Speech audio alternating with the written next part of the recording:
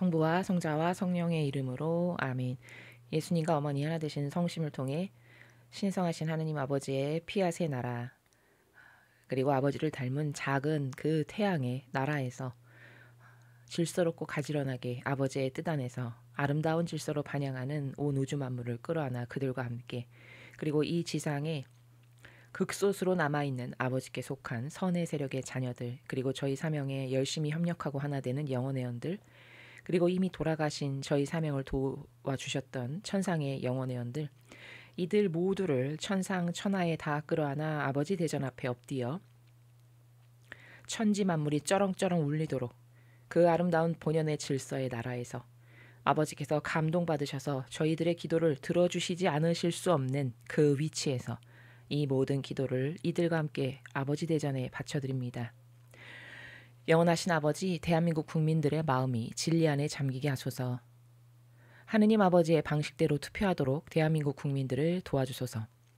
또한 하느님 아버지의 신성하신 뜻에 따라 결정을 내릴 수 있도록 도와주소서. 예수님 어머니, 이 나라는 어찌 보면 이미 중국의 밥이 되었을지도 모를 만큼 심각한 수준입니다. 남의 나라 가장 알토란배기 한 중앙에 중국이 땅을 사질 않나. 자본금의 한 70%는 이미 중국 자본이라고 제가 알고 있습니다. 이렇게 심각한 처지에서 그 역겨운 빨갱이 세력에 지배를 받는 나라에서 살아가느니 차라리 죽는 것이 낫다라고 저는 생각합니다. 이 결연한 의지와 각오로 아버지께 속한 선의 세력의 모든 자녀들이 각자의 위치에서 다윗과 같은 정신으로 열심히 악의 세력과 싸우는 투지와 불굴의 의지를 불태워 주셔서 그들이 마귀를 이기는 용맹한 전사들이 되도록 축복하여 주시옵소서. 예수님과 어머니, 부정선거가 감히 그들이 획책하지 못하도록 그 시스템을 망가뜨려 주시고 그것들을 통제하는 가장 윗머리부터 말단에 이르기까지 이 모든 사악한 마귀들을, 그 마귀들의 정수리 위에 예수님의 늑방에서 내신 빛과 물과 피를 쏟아 부싸우니 모조리 불살라 활활 태워 먼지와 가루가 되어 흩날리게 하여 주시옵소서. 아무것도 하지 못하도록 완전히 마비시켜 주시기를 갈망으로 청원드리며, 아버지는 이미 하나의 영혼을 점지하셨고 세우셨다라고 생각합니다.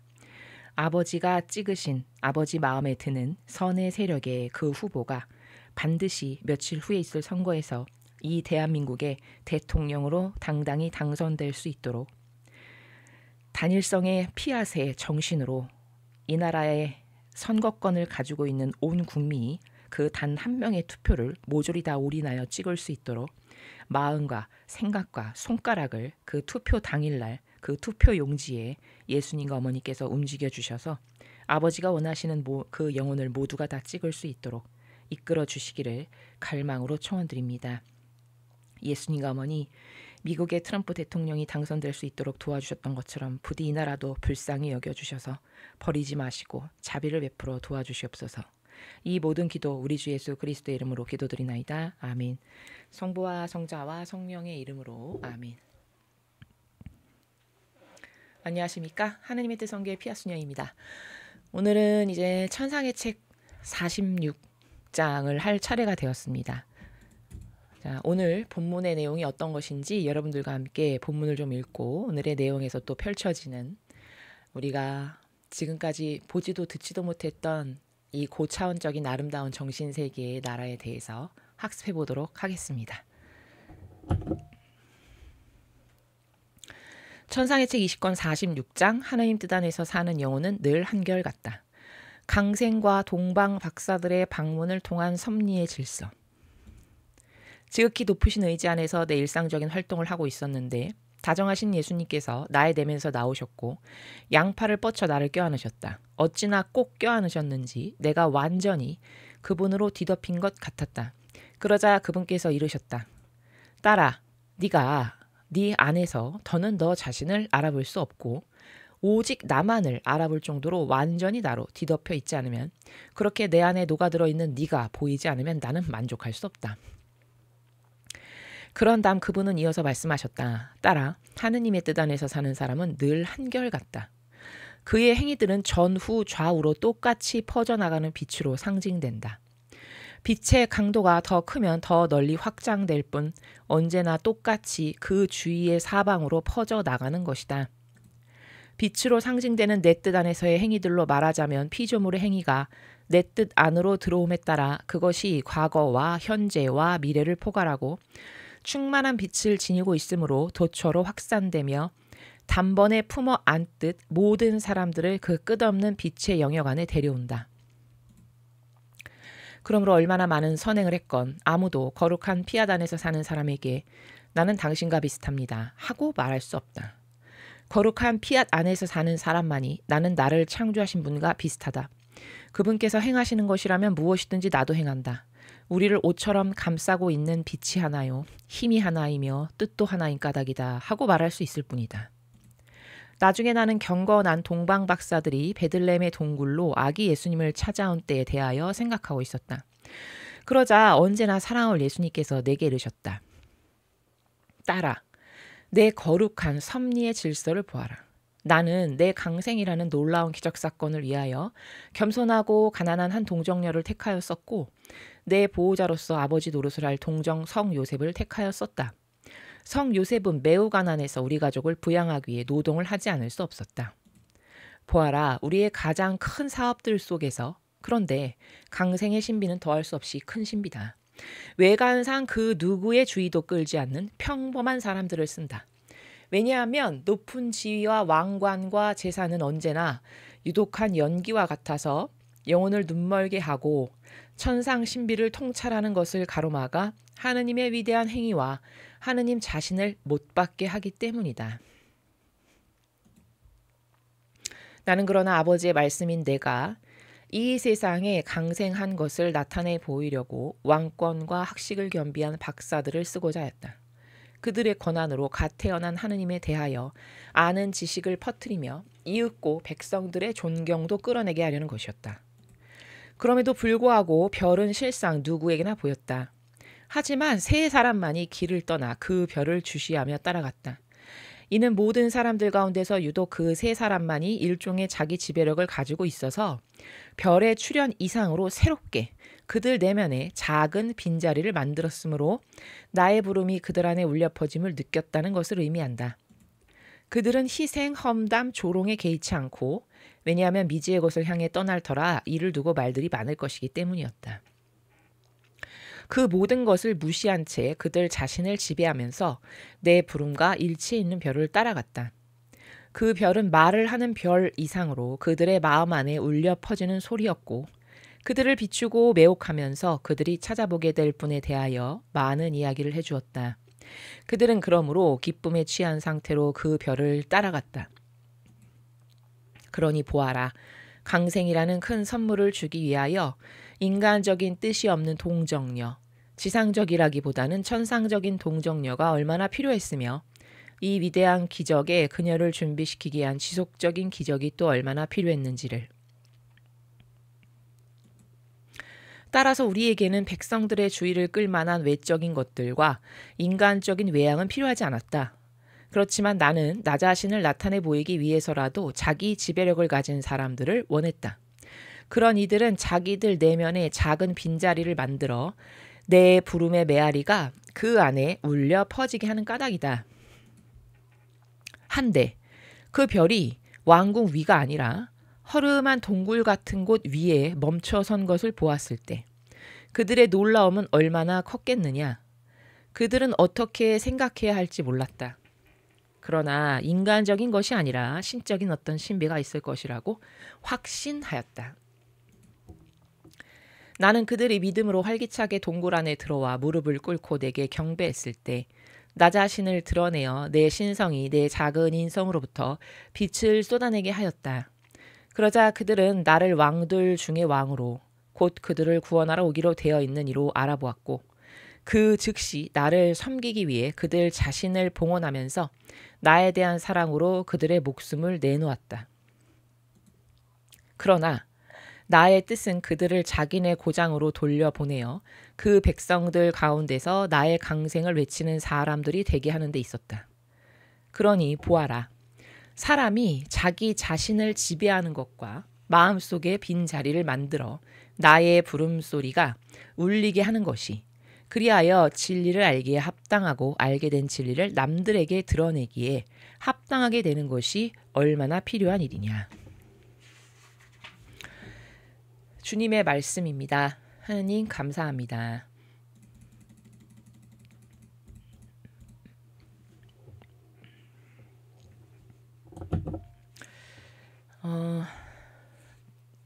오늘 지금 여러분이 보신 46장은 그래도 비교적 우리가 앞에 배웠던 뭐 45장이나 이런 것보다는 그래도 비교적 평이한 내용인 것 같습니다. 먼저 이제 오늘은 두 개의 문장으로 되어 있는데요. 첫 번째 문장에 이렇게 되어 있죠. 하느님 뜻 안에서 사는 영혼은 늘 한결같다. 자, 여기 지금 첫 번째 문장에서 핵심 키워드가 뭐냐? 한결같다라는 거죠. 그렇죠? 그러니까 이게 지금 한결같다라는 게 피앗을 두고 하시는 말씀이에요. 피앗의 여러 가지 중요한 속성들 중에 대표적인 게 한결같다거든요. 예를 들어 심장이 우리 몸 안에 지금 심장이 있잖아요. 근데 심장이라는 애는 아버지가 처음에 나라는 존재를 만들 때 이제 내 내부 기관도 같이 창조가 된 건데 그때부터 내가 이 지상에 엄마 뱃속을 통해서 응애하고 태어난 그 순간부터 지금까지 단 1초도 쉬지 않고 계속 뛰죠. 그럼 이게 한결같은 거죠. 이래서 피앗이에요. 이게. 지금 아버지 명령에 근거하여 나의 생명을 유지하기 위해서 이 심장이 끊임없이 멈추지 않고 뛰고 있잖아요. 이게 질서인 거고 그것을 우리는 곧 피앗이라고 한다는 거예요. 그게 곧 한결같은 속성이죠. 그렇죠? 그러니까 피앗이다. 그러면 한결같은 게 기본이에요. 피앗이라고 하는 것에. 이해되시죠?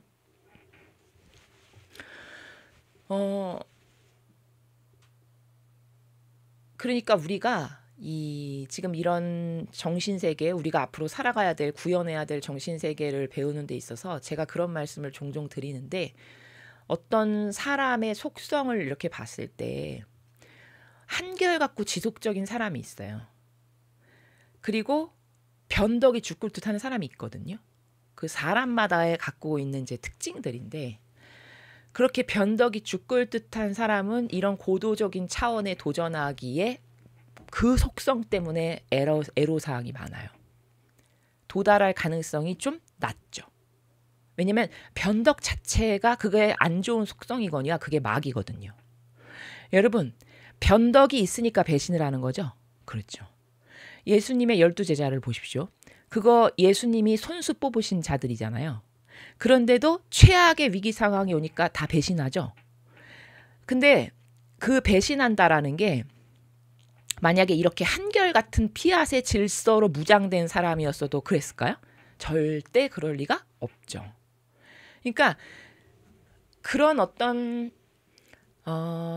사람의 그 단편적인 속성 하나를 봐도 아, 저 사람은 하느님 자식이다. 저 사람은 하느님 백성이다. 아, 저거는 사탄의 도구될 가능성이 높다. 이게 너무 잘 보여요. 이런 고도적인 정신세계를 내가 장착하게 되면. 그러니까 내가 한결같은 게 없다. 나에게. 지속적이고 한결같은 게 없다. 그러면 그걸 없애기 위해서 부단히 노력을 해야 돼요. 그런 사람은. 근데 어떤 사람은 이렇게 보면은 지속적이고 한결같은 사람 있어요. 보통 굉장히 성실한 사람 있죠. 이게 양질이에요. 근데 굉장히 성실한 사람이 남의 눈에 잘 안 띄거든요. 보통의 경우에는. 그러니까 이런 거죠. 쉽게 말하면 어떤 건물에 청소부 아버님이 계신데 단 하루도 결근을 안 하시고 한결같이 매일 그 청소부 일을 아주 강한 책임감으로 한다. 이 사람이 굉장히 소중한 양질의 속성을 가진 사람이거든요. 근데 세상 사람 그런 사람 깔보고 무시하죠. 그러니까 세상이 왜 저렇게 망할 수밖에 없냐면은 그 세상이 어떤 인간 하나를 판단하는 평가 기준조차도 하나도 신적이지 않거든요. 여기 지금 이런 것만 우리가 배웠어도 사람을 똑바로 뽑을 수 있고요. 똑바로 된 사람을 알아볼 수 있고요. 이렇게 되는 거거든요. 근데 이렇게 한결같고 지속적이고 성실하고 그런 사람들이 보통 그렇게 남이 봤을 때 특히 세상적 기준으로 봤을 때 그냥 무슨 건물 뭐 이상한 청소부나 하신다든가 이렇게 썩 대단히 부자가 아닌, 그리고 남의 눈에 늘 성실하지만 그냥 원래 저기 있는 사람이니까 뭐 이런 식으로 치부당할 수밖에 없는 그런 그냥 인간적이고 세상적 기준으로 보잘것없는 분들일 가능성이 굉장히 높다는 거죠. 근데 하느님은 그런 영혼들을 훌륭하다라고 보시는 거예요. 그리고 그런 사람들이 이런 영적 진리를 배우면 피앗의 나라에 가는 거죠. 왜냐하면 그 지속적이고 한결같은 것을 업그레이드하면 되니까. 맞죠? 그러니까 사람을 본다는 거는 이런 속성과 근성을 보는 거거든요. 저 사람 훌륭해. 저 사람은 가까이 하지 말아야 되겠다. 전 마귀적 기질로 가득해. 이런 게 있습니다. 분명히 그런 게 있어요. 속성이. 근데 세상이 그런 걸 볼 수 없으니까 저토록 배신도 밥 먹듯이 잘하는 거고요. 그렇게 배신을 잘해도 본인이 카이스트 교수식이나 되는데 배신을 해도 하나도 부끄럽지가 않은, 그냥 얼굴은 맨날 철판을 깔고 다니는, 그러면서도 고학력자라고 거기 가서는 또 뻑이겠죠. 이런 역겨운 저질스러운 인간으로 가득한 거죠. 이런 고도적인 정신 차원의 세계를 모르니까. 그리고 사실은 솔직히 말하면 이렇게 고도적인 거 갈 필요도 없이 그냥 윤리 도덕만 똑바로 머릿속에 장착됐다면 감히 인간으로서 그런 걸 어떻게 해. 이런 양심이라도 가동이 되겠죠. 근데 그런 양심조차도 지금은 다 그냥 길바닥에 쓰레기처럼 버려버리는 이런 세상이 된 거죠. 아주 비참한 거죠. 그러니까 인간이라는 존재가 지금 이 마지막 이 말세의 시대에는 그냥 동물보다도 못해요. 솔직히. 그 예전에 저희 수도원에 그 강아지가 있었는데 그 강아지를 기른 적이 있었는데 걔는 제가 길러보니까 제가 밥을 주는데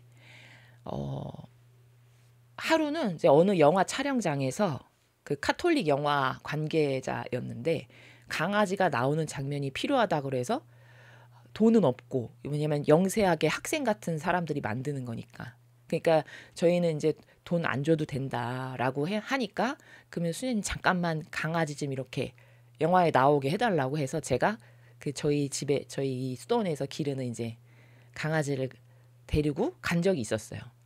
근데 제가 그때 개를 보고 느낀 게 뭐냐면, 그러니까 종자가 좋다라고 그러죠. 보통 동물도.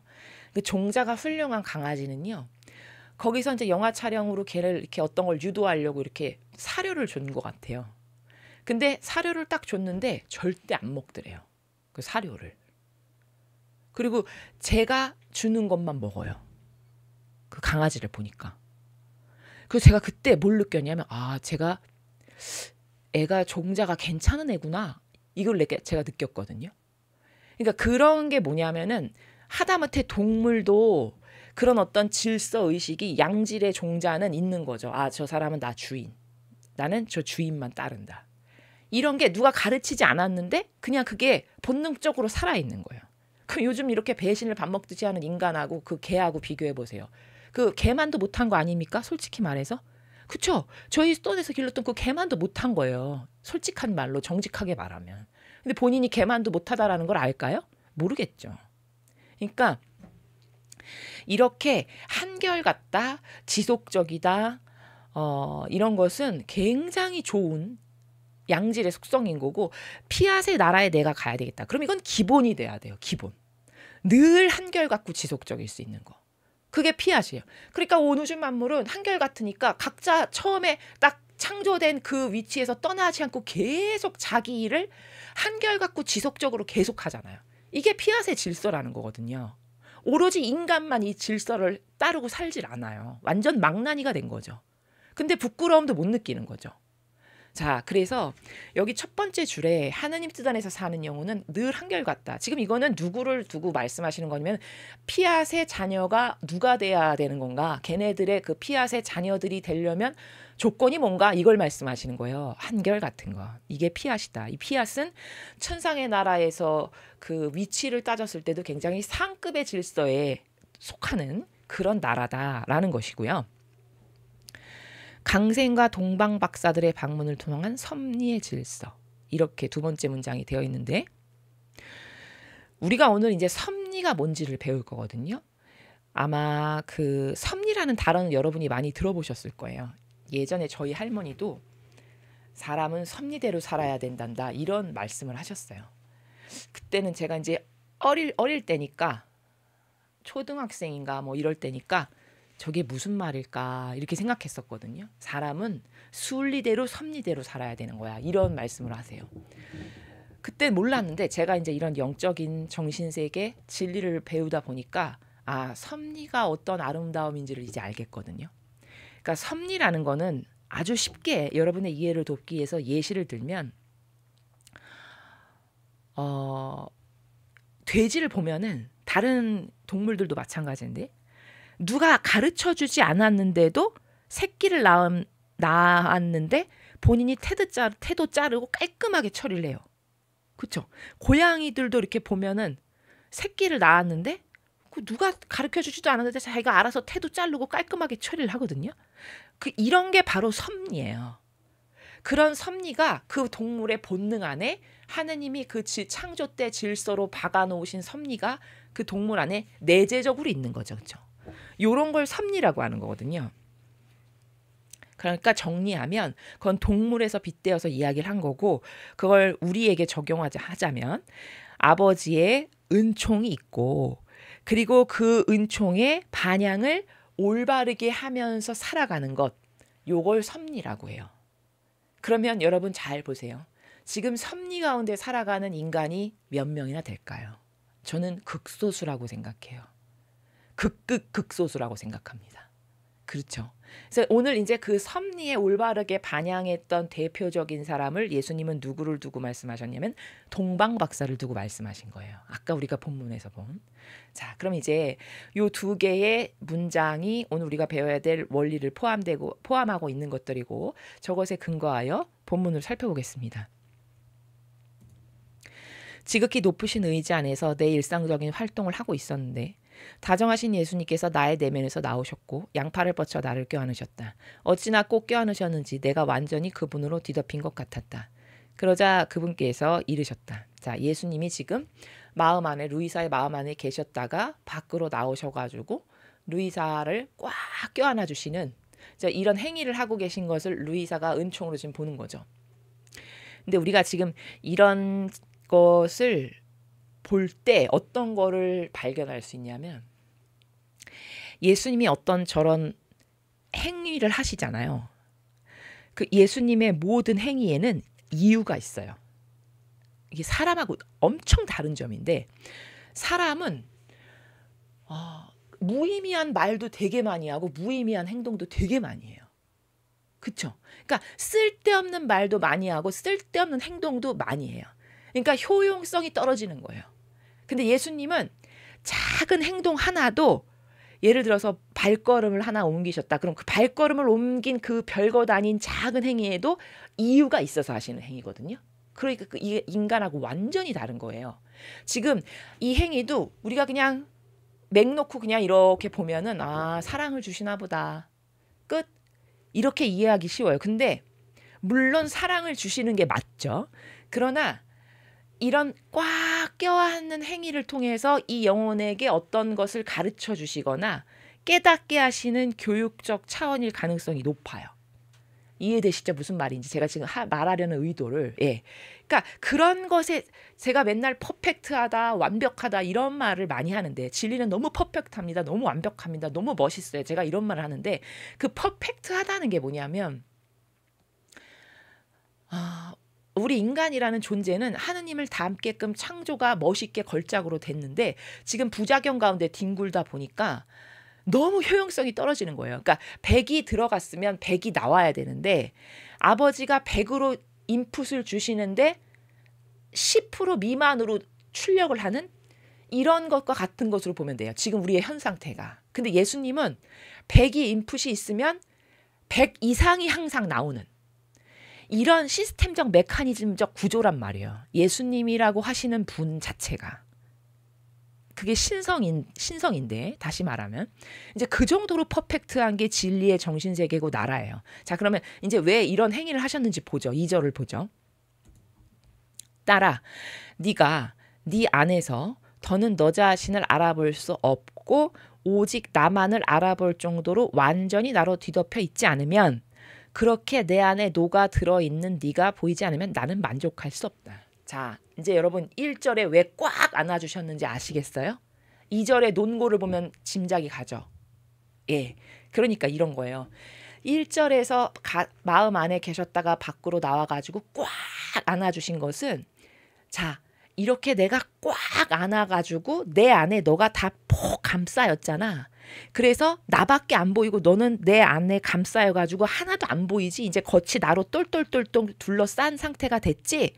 마치 그런 것처럼. 그러면 겉에 내가 너를 꽉 안음으로써 나만 있고 너는 완전히 속에 파묻혀서 안 보이는 상태가 된 그런 것처럼, 나는 너라고 하는 영혼이 더 이상 너 자신을 알아볼 수 없을 정도로, 즉 쉽게 말하면 너의 인간적인 것을 내가 너한테서 하나도 찾아볼 수 없이 이렇게 다 안아버린 나만 너한테서 찾아볼 수 있게끔 네가 되어줬으면 좋겠어.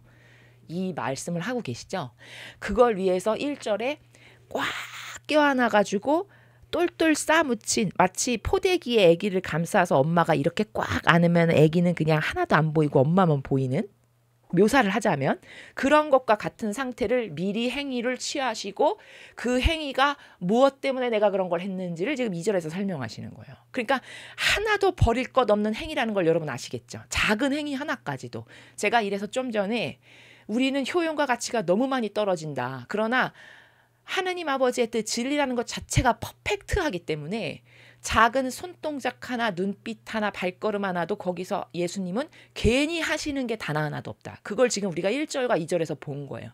그 다음 두 번째, 지금 예수님은 이 영혼을 교육하시는데 뭘 바라시는 거냐면, 너의 인성이, 너의 인간적인 모든 게 나한테 완전히 녹아들어서 네 것은 하나도 내가 너 안에서 찾아보려고 해도 너의 인간적인 게 뭐가 있어? 어머, 아무것도 없구나? 너 온통 내 속성밖에 안 남았구나? 이걸 보기를 내가 원한다 라는 걸 2절에서 말씀하시는 거죠. 이해가 되셨죠? 그래서 오직 나만을, 예수님의 속성만을 알아볼 정도로 완전히 나로 뒤덮여서 너가 그렇게 너의 인간적인 게 하나도 내가 찾아볼래야 찾아볼 수 없는 상태가 그렇게 되지 않지 않니? 그러면 나는 만족할 수가 없어. 이런 말씀이죠. 그런 다음 그분은 이어서 말씀하셨다. 따라 하느님의 뜻 안에서 사는 사람은 늘 한결같다. 자, 이제 첫 번째 제목에 대한, 우리가 첫 번째 제목 관점적으로 배웠죠. 피앗은 한결같은 거다. 피앗의 질서는 한결같고 지속적인 거다. 그거에 대해서 이제 말씀을 하십니다. 한결같다는 거예요. 그의 행위들은 전후 좌우로 똑같이 퍼져나가는 빛으로 상징된다. 자, 그렇게 피앗의 질서 안에서 살아가는 사람은 한결같은데, 한결같으니까 빛이 전후 좌우로 똑같이 나간다는 거예요. 여러분, 불안정해. 그런 빛이 뭐 여긴 세고 여긴 약하고 막 우툴두툴 불퉁불퉁 이렇겠죠. 근데 어떤 광원이 한결같아.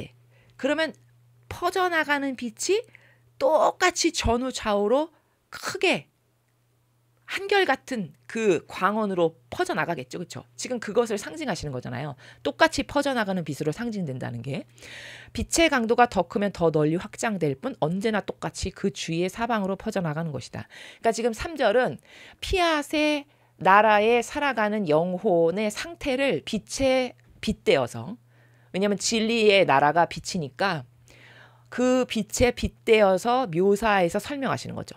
마치 한결같은 영혼이라는 것은 빛에 빗대어서 말을 하자면 그 빛이 전후 좌우 앞뒤가 똑같이 센 광원이 한결같이 더 크게 널리 확장되어서 퍼져나간 것 같은 그런 영혼이야 라고 설명을 하시는 겁니다. 그래서 지금 이런 3절과 같은 영혼은 피앗의 그 나라를 살아가는 영혼을 두고 하시는 말씀인데, 예를 들면은 저희 사명이 이 사명에 항상 충실하다. 그러면 빛이 온통 저희 사명을 감싸서 저희 사명을 중심으로 항상 퍼져나가겠죠. 그러니까 예를 들면 제가 강의를 이렇게 계속 해요. 계속. 물론 텀이 조금씩 다르지만 쉼 없이 끊임없이 지속적으로 지금 하고 있죠. 그러면 이 지속적으로 한다는 것 자체가 빛을 사방으로 퍼져나가게 하고 있는 행위라는 거예요. 그런 것처럼 어떤 사람이 피하단에 살아가고 있다면 분명히 그 사람은요, 어떤 지속적인 행위를 하는 게 있을 거예요. 있어요, 반드시. 그래서 제가 앞에서 어떤 건물에, 허름한 건물에 청소부신데 성실한 사람은 1년 360일 눈이 오나 비가 오나 결근 한 번 하지 않고 계속 그 자기의 맡은 바 임무를 충실하게 책임감 있이 한다. 그런 분들 있으시죠, 주변에. 예. 근데 그런 분들 중에 제가 이렇게 보면은 어르신들이 많아요. 그런 분들 중에. 물론 젊은 사람도 있겠지만은 소박한 어르신들 있죠. 왜? 단순하고 소박하고 정직하신 어르신들. 그러신 분들이 그렇게 한결같고 지속적인 속성을 가지신 분들이 많아요. 그러니까 그런 분들이 왜 이렇게 미사도 보면은 새벽 미사에 계속 한결같이 나오시는 분들은 다 어르신들이잖아요. 그게 나이 들면 잠이 없으니까 새벽 미사로 오는 거야. 그런 차원이 아니고요. 그렇게 볼 게 아니고 그분들의 속성이 그렇게 평생을 이제 고통으로 또 삶으로 체득한 체화된 것이 있음으로써 갈고 닦여서 그렇게 한결같이 지속적이고 성실한 속성이 있으시니까 그렇게 계속 쉼 없이 새벽에 예배를 나올 수 있는 원동력이 그런 데서 나오는 거거든요. 그리고 그런 사람의 근성이 바로 성실하고 지속적이고 한결같은 거라는 거죠. 이해되셨죠? 이제 그런 것을 말씀하시는 겁니다. 빛으로 상징되는 내 뜻 안에서의 행위들로 말하자면 피조물의 행위가 내 뜻 안으로 들어옴에 따라 그것이 과거와 현재와 미래를 포괄하고 충만한 빛을 지니고 있으므로 도처로 확산되며 단번에 품어안듯 모든 사람들을 그 끝없는 빛의 영역 안에 데려온다. 자, 이게 무슨 어떤 차원이냐면 4번이 예를 들어서 앞에 3번처럼 어떤 영혼이 피앗의 정신세계로 무장돼서 살죠. 그러면 그 피앗의 정신세계로 무장되는 사람이 자기의 삶을 그렇게 살 뿐더러 그 영혼이 주변에 영향력을 끼쳐. 그래서 다른 사람들한테도 자기가 가지고 있는 그 좋은 피앗의 속성에 영향력을 끼쳐. 그러면 주변 사람들도 온통 빛이 되게 한다는 말을 지금 여기서 하시는 거예요. 그러니까 여기 이런 말 있죠.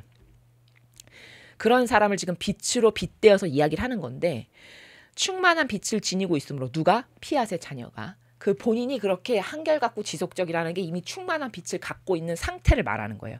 그렇게 충만한 빛을 지니고 있기 때문에 그런 사람은 도처로 확산되며 그 빛이 자기가 말하지 않아도 자기 주변에 긍정적 영향력을 끼친다는 거죠. 빛이 가린다고 안 나갑니까? 틈바구니라도 나가지? 그렇죠?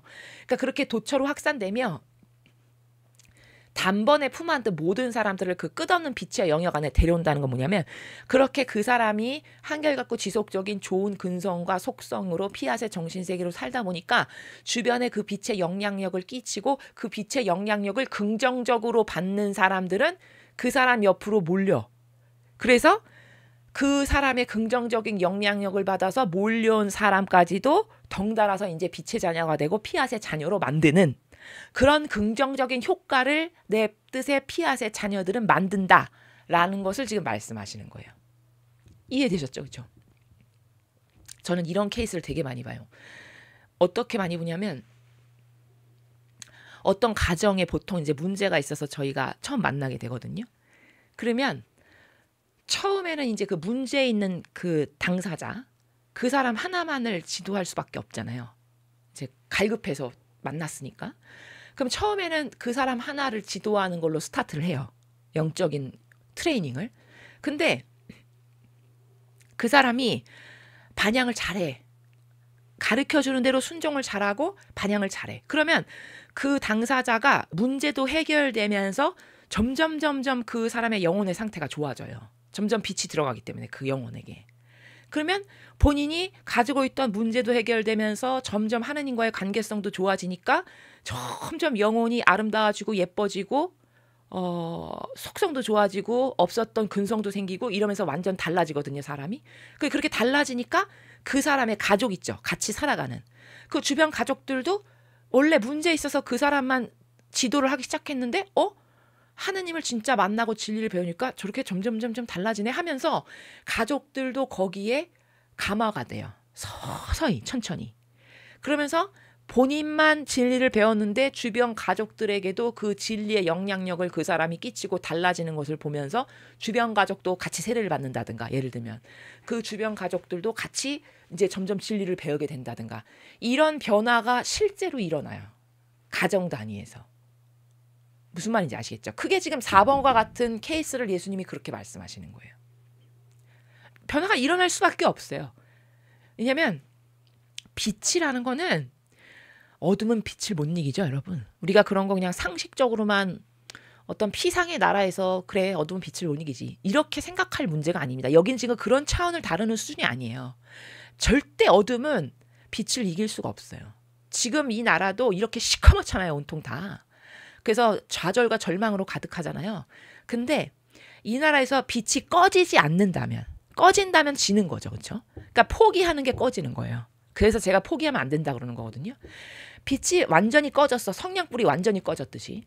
그렇다면은 그거는 안타깝지만 어쩔 수 없겠으나, 빛이 꺼지지 않죠. 단 한 명이라도 만약에 있죠, 빛이. 그럼 그걸 부풀리는 건 하느님이 하시는 거거든요. 예. 잔불 하나라도 남았다. 그 잔불이 의지가 강해서 절대 포기를 안 한다. 그러면 그 불씨가 꺼지질 않는 거거든요. 그러면 그 불씨가 성냥개비 잔불에 불과했는데 그걸 거대한 산불이 되게 하시는 건 하느님이 하실 수 있고, 하느님은 얼마든지 하세요, 그런 걸. 왜? 전지전능하시니까. 맘만 먹으면 하신단 말이에요. 그러니까 빛이 있는 한 마귀는 절대 망하게를 못해요. 근데 사람을 속이기를, 이것 봐, 다 장악됐어, 이것 봐, 희망 있는데 아무 데도 없잖아, 이러면서 이제 포기를 하게 함으로써 진짜 망하는 거거든요. 그러니까 절대 포기하면 안 돼요, 어떤 순간에도. 특히 진리의 자식이면. 이해되시죠? 그래서 지금 어떤 가정에 빛이 하나 들어가면은 그 빛이 처음에는 미약하죠. 근데 그 당사자가 포기만 하지 않으면, 그 사람이 순종하지 않고 우리가 아무리 지도를 해도 자기 멋대로 살아, 그러면 어쩔 수가 없겠죠. 왜냐하면 인간의 자유의지라는 건 천하무적이에요. 하나님도 그거를 함부로 막 이렇게 안 하세요. 존중을 하시지. 그러니까 망해도 자기 탓이에요. 자기 반향으로 망하는 거니까. 근데 만에 하나 그 사람이 지도를 받는데 말을 잘 듣고 순종을 잘하고 잘 따라서 해. 그러면 하느님이 순종하는 걸 보고 거기 은총을 주시는 거거든요. 그러면 계속 순종을 잘하죠. 그럼 그 사람 안에서, 영혼 안에서 빛이 점점 커져요. 그러면 그 빛이 커지면 가장 먼저 가족들이 알아봐요. 왜냐하면 달라지니까, 사람이. 그쵸? 가장 먼저 가족들이 알아본단 말이에요. 사람이 달라지거든, 자기네들이 봐도. 그러니까 야, 저기 진짜 뭐가 있나 봐. 진짜 진리를 뭐 이렇게 배우러 다닌다더니 뭘 배우나 봐. 뭐 진짜 뭐 하느님 있다라고 뭐 맨날 다니더니 진짜 뭐가 있긴 있나 봐. 이렇게 되는 거거든요. 그러면서 그 가족들이 서서히 달라지는. 그러니까 이게 이제 전파를 하는 거죠. 그래서 저는 항상 얘기하기를, 가족 중에 단 한 명만 진리를 알아도 그 가족은 전체가 달라진다. 그건 이제 시간의 문제예요. 얼마나 걸리냐. 그건 사람마다 다른 거니까 비교할 필요도 없는 문제고, 그냥 거기서 누군가 하나가 진리를 포기하지만 않아. 그러면 그 가족 전체에게 영향을 끼친다. 지금 그게 4번과 똑같은 나라다 이거예요. 그래서 정리하면,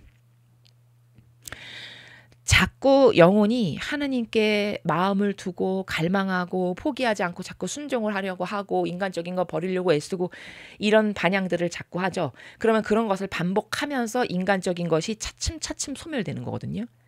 그리고 그 단 한 명이 빛 안에 있고, 그 빛 안에 있는 영혼이 순종과 갈망으로 아버지의 뜻에 자꾸 자기 것을 죽이면서 배움을 하고 이렇게 하면, 주변의 다른 영혼들도 그 영혼이 가지고 있는 빛의 영향을 받기 때문에 주변 사람들도 온통 빛으로 바뀔 수밖에 없는, 저는 그런 케이스를 실제적으로 많이 본다라는 것을 말씀을 드리는 거예요. 그런 것을 지금 4절에서 예수님이 설명하시는 거죠. 그러므로 얼마나 많은 선행을 했건 아무도 거룩한 피앗 안에서 사는 사람에게 나는 당신과 비슷합니다 하고 말할 수 없다. 이게 무슨 말이냐면은, 피앗의 차원은 이렇게 그냥 단순한 선의 차원하고는 이렇게 비벼볼 수도 없는 차원이라는 거예요. 소위 좀 저급하게 표현하면. 무슨 말이냐, 얼마나 많은 착한 일을 네가 했건지 간에 네가 많은 선행을 했다라고 해서 피앗으로 살아가는 그 한 영혼한테 와가지고 나는 너하고 비슷해. 나도 착한 일 많이 했어. 이렇게 감히 비벼대면서 말할 수 없는 차원이다. 이렇게 말씀하시는 거예요. 그러니까 우리가 착각을 하면 안 되는 게 선하다는 걸 사람들은 몰라요. 뭔지. 사람들이 알 것 같죠? 절대 모릅니다. 세상 사람. 선하다는 거 뭔지 몰라요. 세상 사람의 선하다는 기준은요. 지극히 자기 중심적이에요. 맞죠? 예. 제가 어저께인가 그저께도 말씀드렸잖아요. 세상 사람이 착하다, 선하다라고 하는 건 누가 자기한테 잘해줘. 그럼 착한 사람이야. 선한 사람이고. 이건 완전 마귀적 기준이에요. 본인이 진리가 아니죠. 그렇죠? 근데 왜 본인한테 잘해주면 그게 착한 거예요? 그 완전히 기준이 잘못된 거죠. 그거는 본인이 진리일 때 그게 맞는 말이에요. 진리인데 그 진리에 순종해. 그러면 저 사람이 착한 사람이야. 이럴 때 그게 성립이 되는 거지. 아니 내가 맨날 인간적인 거나 따르고 사는 사탄과 어떤 때는 사탄에게 동조했다가 또 기분 좀 멀쩡하고 양심 찔릴 때는 선에도 갔다가 이렇게 갈치차처럼 왔다 갔다 하는 부족한 존재인데 그런 나한테 잘해주면 착한 거다? 이건 완전 잘못된 거죠. 기준이 잘못된 거예요. 세상 사람은 착하다는 걸 그런 식으로 생각하죠. 그렇죠? 그러니까 이렇게 마귀가 날뛰어도 하나도 마귀를 볼 수가 없는 거죠. 그러니까 지금 많은 선행을 했다라는 거는 그렇게 지극히 인간적인 기준으로 말하는 걸 예수님이 말씀하시는 거거든요. 그리고 세상 사람은 선행을 했어도 다 인간의 뜻 안에서 해요. 대부분의 경우. 극단적 예를 들면 여러분 정치인이 선행을 한다. 그게 누룩 없이 할까요? 여러분 어떻게 생각하세요? 그건 다 누룩이 있는 거예요. 왜? 표를 보고 내가 대통령에 당선돼야 하니까 대구에 가서는 내가 박 대통령을 존경한다라고 말하는 이런 역겨운 거예요. 근데 사람은 무식하고 진리 모르면 야 그래도 박 대통령 존경한대 이렇게 보는 거죠. 이런 머리로 세상을 사니 에? 그런 머리로 세상을 살고 그런 머리로 뭔가를 평가를 하니 어떻게 되겠습니까? 맨날 사탄에게 속겠죠. 그냥 일평생이 유린당하다 죽는 거죠. 얼마나 아까운 인생입니까? 그러니까 선행이라는 단어에서 우리가 여기서 지금 봐야 될 게 되게 많은데 그렇게 여기서 예수님이 말씀하시고 있는 선행은 지금 제가 말한 이런 함축적인 걸 다 포함하는 선행이에요. 인간적인 것 가운데서 착한 일을 조금 한다든가 변덕스럽게 어떤 날은 이랬다 어떤 날은 이랬다 하는 인간이 자기한테 잘해주면 착하다라고 본다든가 이런 선행을 다 포함하는 거예요. 그러니까 얼마나 많은 걸 네가 그런 식으로 했건 간에 너가 생각하기에 착한 일이지. 너가 피앗이라고 하는 질서를 존중하여 항상 지속적이고 한결같은 그 질서에서 사는 사람한테 네가 감히 선행을 1000개를 했다라고 해서 야, 나 너하고 비슷해. 나 선행 1000개 한 사람이야. 이렇게 말하는 건 어불성설이다. 이 말이죠. 그 말입니다. 거룩한 피앗 안에서 사는 사람만이 나는 나를 창조하신 분과 비슷하다. 그분께서 행하시는 것이라면 무엇이든지 나도 행한다.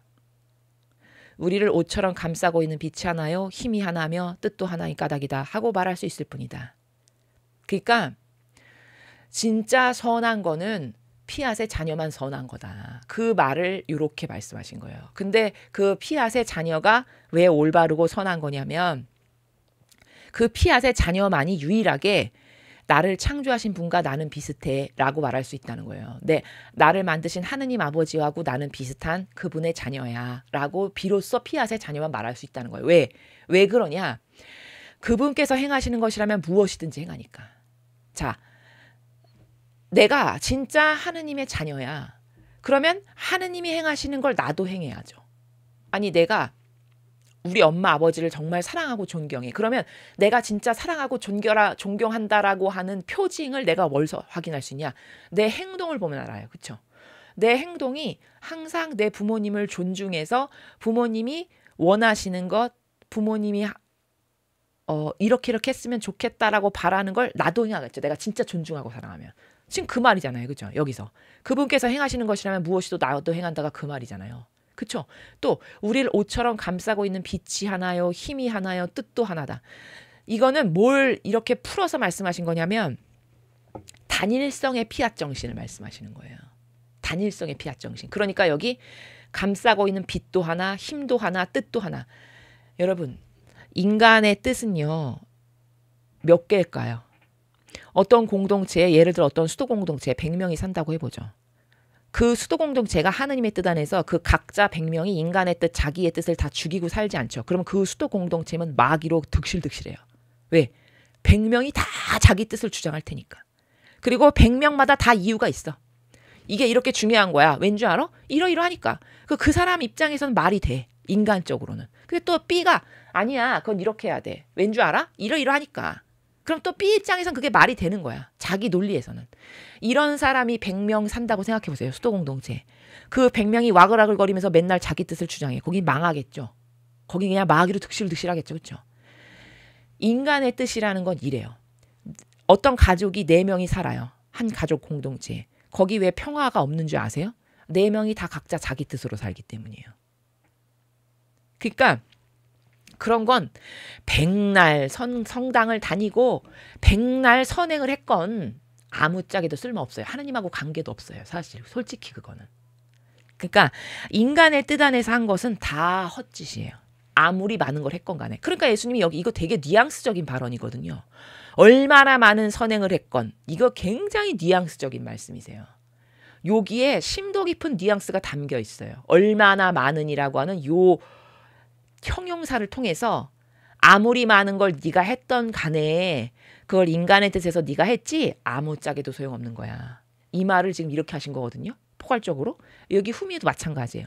왜 피앗의 자녀만 감히 나는 하느님하고 비슷해. 나를 만드신 내 아버지랑 비슷한 자녀야 라고 말할 수 있냐. 걔만 아버지 뜻에 완전히 하나 돼서 아버지가 원하시는 것이라면 뭐든지 다 하는 자식이니까 걔만 진짜 내 자식이야. 그걸 이렇게 표현하신 거라고요. 저는 지금 노골적으로 말한 거고 왜? 이해를 팍팍 꽂히게 해야 되니까. 제가 해야 될 역할은 여러분의 사고방식 안에 면도칼처럼 예리하게 팍팍 박히게 말을 해야 되거든요. 저는. 그래야 여기 남아요. 근데 예수님은 거룩하신 분이니까 저처럼 그렇게 천박한 단어를 써서 말씀하시면 안 되겠죠. 그분의 신성이. 그러니까 이렇게 점잖게 말씀하시는 건데 저는 이 행간을 파고들어서 설명하자면 지금 그 말씀을 이렇게 하시는 거다라는 거예요. 이해되셨나요? 예. 그러니까 사람은 착각을 하면 안 돼요. 나 그래도 착한 일을 살면서 몇 개는 했는데 그 착한 일이에요, 여러분. 인간의 뜻 안에서 했죠. 그러면 솔직한 말로 아무 소용이 없어요. 천상에 못 가져가요. 아시겠습니까? 얼마나 자기 뜻을 버리는 게 중요한지 아시겠어요? 그냥 헛짓한 거예요. 돈 낭비, 시간 낭비. 이해되시죠? 그래서 피앗의 자녀만 그 단일성의 피앗 정신을 걔만 갖고 있기 때문에 그 단일성이라는 건 아버지 뜻이 내 뜻. 아버지가 원하는 게 내가 원하는 거. 그래서 그 하나의 뜻 아래 일사불란하게 움직이는 지금 이 자연물을 보세요. 자연물이 자기 뜻 갖고 있습니까? 없죠. 근데 인간은 자기 뜻을 갖고 있잖아요. 그래서 수도 공동체도 100명 있으면 100명이 맨날 치고받고 싸워요. 자기 뜻을 갖고 살아가면. 그렇죠? 가족도 마찬가지예요. 근데 이 자연물은 자기 뜻이 없잖아. 이 온 우주 만물은. 그 싸우기를 해 분란이나 뭐 남의 권리를 침범을 해 뭘 해요, 얘네가. 아무것도 안 하죠. 그렇죠? 그러니까 그러면 얘네들은 뭐에 의해서 이렇게 움직이는 거예요? 아버지 뜻 단 하나. 유일한 그 하나에 의해서 각자의 위치에서 자기가 맡은 바 행해야 할 것을 항상 지속적으로 끊어지지 않게 항구하게 계속 하는 거예요. 수천 년 지나도. 태양을 보면 알잖아요. 그쵸? 이래야 되는 거거든요. 인간도. 근데 인간만 그렇게 안 살죠. 인간은 자기 뜻을 가지고 살아가요. 근데 그 자기 뜻이 얼마나 요지경 속이냐면 4명이 살아가면 4개의 뜻만 있어야 되잖아요. 그나마도. 근데 4개의 뜻만 있지 않아. 왜냐? 각자가 또 변덕을 부려. 각자 가족 공동체가. 어떤 날은 기분이 좋았다. 어떤 날은 다운이 됐다가 어떤 날은 싸웠다가 어떤 날은 또 시크했다가 이럴 때마다 자기 뜻이 요동을 치면서 달라져. 그러니까 그 4명밖에 안 사는데 가족 공동체가 왜 평화가 없고 맨날 분란이 나고 싸우냐? 각자마다 수십 개를 가지고 있네. 자기의 기분과 사이클에 따라. 이러니 거기서 어떻게 살겠습니까? 피곤해서. 그쵸? 인간은 이런 꼴이에요. 근데 피앗의 자녀는 딱 하나라고 하는 하느님 뜻에 모조리 다 가지런하게 정렬되어 있는. 그래서 그 각자 서로 조화를 이루면서 자기의 위치에서 자기가 해야 될 고유성을 마음껏 뽐내는 이런 질서 안에 살아간다는 거예요. 근데 피앗의 자녀만 그렇다는 거예요. 예수님이.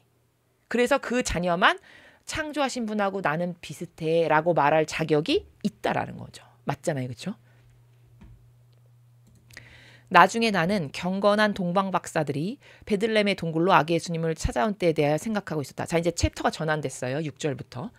그러자 언제나 사랑을 예수님께서 내게 이르셨다. 딸아, 내 거룩한 섭리의 질서를 보아라. 자, 이제부터 우리가 섭리를 배울 겁니다. 아까 두 번째 문장. 섭리의 질서를 가르치시려고 지금 예수님이 딱 꺼내시는 거예요. 나는 내 강생이란 놀라운 기적 사건을 위하여 겸손하고 가난한 한 동정녀를 택하였었고, 성모님을 두고 하시는 말씀이죠. 내 보호자로서 아버지 노릇을 할 동정 성 요셉을 택하였었다. 자, 요셉 성인을 택하셨고, 성 요셉은 매우 가난해서 우리 가족을 부양하기 위해 노동을 하지 않을 수 없었다. 자, 이렇게 그 성 가정 공동체의 구성원들이 어떤 사람이었는지를 먼저 지금 설명을 하시는 겁니다. 보아라, 우리의 가장 큰 사업들 속에서, 그런데 강생의 신비는 더할 수 없이 큰 신비다. 자, 그렇게 가장 큰 사업들 속에서 외관상 그 누구의 주의도 끌지 않는 평범한 사람들을 쓴다. 자, 그렇죠. 성모님 너무너무 평범해서 제가 봤던 책 중에 신비로운 도성이었나? 지금 제목이 어디서 봤는지 헷갈리는데, 신비로운 도성인가에서 그 마귀가 이 구세주 그리스도가 지상에 오는 걸 마귀가 너무너무 싫어해서 어떤 루트로 올까를 아주 그냥 유심히 관찰을 하고 있었어요. 근데 성모님은 그 예비 후보에도 안 들어가요. 마귀가 고려하는 고려 대상도 안 돼요. 그 책에 보면은. 왜냐하면 너무 평범하니까, 야, 메시아, 야, 그래도 메시아인데 그리스도인데 무슨 저런 여자한테서 나오겠어, 왕인데, 이렇게 생각했다는 거예요. 마귀조차도. 그 정도로 평범하셨어요. 외관상. 지금 예수님도 말씀하시죠. 그렇죠? 그렇게 평범한 사람들을 쓰신다는 거예요. 왜냐하면 높은 지위와 왕관과 재산은 언제나 유독한 연기와 같아서 영혼을 눈멀게 하고 천상신비를 통찰하는 것을 가로막아 하느님의 위대한 행위와 하느님 자신을 못 받게 하기 때문이다. 아, 그러니까 이유가 있으신 거죠. 평범한 사람들을 쓰는 이유가. 근데 사실 평범한 사람들이라고 표현한 이 단어의 내포적 의미는 겉으로 봤을 때 평범한 거라는 거예요. 인간적으로 봤을 때, 자연법에 살아가는 사람이 봤을 때 그 말씀입니다. 그러나 속성은 절대 그렇지 않죠. 속성도 평범하진 않아요. 절대. 그러면 속성은 어떤 사람들이냐? 정직하고 단순한 사람들이에요. 요셉 성인을 보면 그래요. 정직하고 매우 단순해요. 성모님도 마찬가지시고. 그런 사람들을 쓴다는 거예요. 지금 여기 루이사 피카레타도 굉장히 단순하죠. 속성이. 정직하고. 단순하니까 하나밖에 몰라. 예수님밖에. 단순하지 않으면 사람이 이거 욕심 많게 막 이런 거 저런 거를 다 취하는데, 루이사 피카레타는 그냥 자기는 다 필요가 없고 그냥 예수님만 계시면 돼. 이렇게 나오잖아요. 맨날. 그게 단순성 때문에 그런 거거든요. 그리고 정직하니까 조금만 자기가 잘못을 해도 예수님이 조금 이렇게 탁 코치를 해서 알려주시면 얼른 양심이 깨찔린 듯한 아픔을 느껴가지고 고백을 하고, 뭐 이런 게 나오죠. 여기도. 그런 사람들이에요. 다. 왜냐하면 그런 사람이어야만 하느님이 그 사람을 트레이닝을 할 수가 있겠죠. 그 사람 안에서 역사하실 수 있겠죠. 그렇죠? 그래서 그런 사람들을 쓴다라고 지금 예수님이 말씀하시는 건데, 여기 보면은 왜냐하면 왜 이런 평범한 사람들을 쓰냐면 인간적으로 가진 게 많아. 지위가 높고 왕관 재산 이런 거는 물질적인 거죠. 그렇죠? 물질적인 게 많은 부자고 지위가 높아. 그러면 유독한 연기를 낸대요. 영혼이. 그래서 영혼을 눈 멀게 하고 천상 신비를 통찰하는 것을 가로막아서 하느님의 위대한 행위와 하느님 자신을 못 받게 하기 때문이다. 그러니까 이런 인간적인 걸로 가득하면 하느님의 역사가 그 영혼 안에서 일어나기가 어렵다는 거죠. 왜? 자기 인간적인 뜻으로 완전 꽉 차 있을 테니까. 왜 꽉 차 있냐? 누릴 게 많거든. 내세울 게 많지. 그러니까 교만, 자만, 그리고 인간적인 그 더러운 속성으로 가득해서 하느님의 빛이 여기 들어가서 뭔가를 말해봤자 못 알아들어. 왜? 시커먼 걸로 완전 도배됐으니까. 이런 상황을 말씀하시는 거예요. 그러니까 내가 그 영혼을 이끌어가지고 걔를 통해서 이런 일을 하고 싶고 얘를 통해서 이런 일을 해야 되는데, 내가 그 빛을 걔한테 쏴줘봤자 걔는 그 빛을 받아들여서 그 빛에 움직여지지가 않아. 왜? 온통 역겨운 인간적인 걸로 다 가득 차 있으니까. 그걸 여기 유독한 연기라고 오죽하면 표현하시잖아요. 인간적인 건 이런 거라는 거죠. 나는 그러나 아버지 말씀인 내가 이 세상에 강생한 것을 나타내 보이려고 왕권과 학식을 겸비한 박사들을 쓰고자 했다. 자, 그렇게 해서 어떤 큰 재산을 갖고 있거나 높은 지위와 왕권 이런 걸 갖고 있는 사람을 나는 안 쓰는데, 그런데 예수님이 아버지 말씀인 내가 이 세상에 강생한 것을 나타내 보이려고, 그러나 이 세상에 오실 때 그 왕권과 학식을 겸비한 박사를 쓰고자 했대요. 보통은 그런 사람들을 안 쓰는데 지금 예외적인 케이스로 예수님이 왕권도 학식도 겸비한 박사들을 특별히 내가 세상에 왔을 땐 쓰려고 했다 이 말이죠. 예, 앞에 하고 지금 반대제잖아요. 대비적이잖아요. 그렇죠? 왜 그런가? 이유가 있겠죠. 그들의 권한으로 갓 태어난 하느님에 대하여 아는 지식을 퍼뜨리며 이윽고 백성들의 존경도 끌어내게 하려는 것이다. 그러니까 이런 이야기예요. 사람의 한계 때문에 그들을 쓰시는 거예요. 결론적으로 말하면 무슨 말이냐? 인간은 있어 보이는 것에, 그럴듯한 것에 혹하죠. 그러니까 예를 들어서 어떤 길거리 거지가 나는 하느님을 만났어요. 여러분 내 말을 들어보세요. 저기 동굴에 가면 메시아가 태어났어요. 이러면 그 사람 말 듣고 진짜 어딘데 나도 좀 가보자 이럴까요? 아마 그럴 사람 없을걸요. 무슨 거지가 이제 미쳐서 별말을 다 하네 이럴 가능성이 훨씬 높죠. 근데 동방박사가 나는 메시아와 그리스도를 만났어. 그러면서 그들이 또 학식도 있으니까 그걸 막 신학적으로 막 얘기를 해. 그러면 세상 사람 눈에 야야 저 사람이 신학 박사인데 있지 어디 가니까 진짜 메시아가 세상에 오셨대. 그 말을 더 솔깃하게 잘 듣겠죠. 인간의 그런 약점을 너무 잘 아시겠죠, 예수님이. 그래서 그런 그들의 권한, 왜냐하면 박사다라고 하는 그런 권한으로 갓 태어난 하느님에 대해서 본인들이 아는 지식도 많잖아요. 신학 박사인데다가 가서 만났어. 그러면 그런 지식도 많은 데다가 실제로 만나 배웠으니까 전달하기가 더 쉬워지죠. 수월해지죠. 그러면 또 있어 보이니까 보통의 백성들은 그 사람의 말을 잘 듣겠죠. 이렇게 해서 대중적으로 메시아를 좀 알리려고 내가 그래서 그런 동방 박사들을 쓴 거야. 특별히. 이런 말씀이거든요. 그래서 여기 보면 앞에 7번은 나는 보통은 돈 있고 높은 직함과 권한에 있는 사람들을 안 써. 왜냐면 그건 악독한 연기로 아주 유독한 가스로 가득한, 역겨운 인간적으로 가득한 거라서 그 안에서 내가 하느님의 일을 할 수가 없거든. 근데 예외로 내가 이 세상에 왔을 때는 동방박사를 쓰기로 마음먹었어. 왜냐면 그들이 가지고 있는 왕권도 있고 학식도 있고 그러면 그들이 뭘 말했을 때 그 권한 때문에 사람들이 그들의 말을 잘 들을 거 아니야. 이런 이야기죠. 그래서 질서를 세우시는 예수님의 지금 요 나라를 볼 수가 있는데 여기 이런 부분이 좀 특이해요. 나는 그러나 아버지의 말씀인 내가, 여러분 여기 보세요. 아버지의 말씀인 내가, 요 부분이 좀 특이한데 요 표현의 나라가 왜 특이하냐면 내가가 누구예요? 예수님이시죠. 내가 예수님인데 오실 때 아버지의 말씀으로 오셨다. 그러면 인성인 예수님과 아버지의 말씀으로 오신 신성 두 가지가 지금 동시에 표현되어 있는 문장이에요. 이게 잘 보세요. 아버지의 말씀. 그 말씀으로 오셨다라는 거 요거는 신성을 나타내는 거예요. 그러한 내가, 여기에 내가의 1인칭은 인성을 말하는 거예요. 그래서 인성과 말씀이라고 하신 신성 두 가지를 동시적으로 표현하고 있는 아주 매우 특이한 차원의 표현 방법이에요. 자연법에서는 이런 표현을 거의 안 쓰죠. 그렇죠? 그래서 인성과 신성을 동시적으로 표현하신 그런 표현의 나라다. 이런 것도 좀 하나 볼 수 있습니다. 그럼에도 불구하고 별은 사실상 누구에게나 보였다. 하지만 세 사람만이 길을 떠나 그 별을 주시하며 따라갔다. 자, 그럼 내가 그럼에도 불구하고 하늘에 별이 뜨면 동방박사에게만 보이는 게 아니잖아요. 누구나 다 볼 수 있는 거잖아요. 그 별을. 그렇죠? 아니 지구상에 살고 있어. 그러면 그 별은 누구에게나 다 눈에 보이는 거잖아요. 그 말을 하고 계신 거예요. 그런데 다 누구에게나 보였지만 똑같은 별을 동시에 봤지만 반향한 건 동방박사 세 사람이라는 거죠. 그렇죠? 그래서 그렇게 누구나 보였지만 하지만 세 사람만 길을 떠나서 그 별을 주시하며 따라갔다.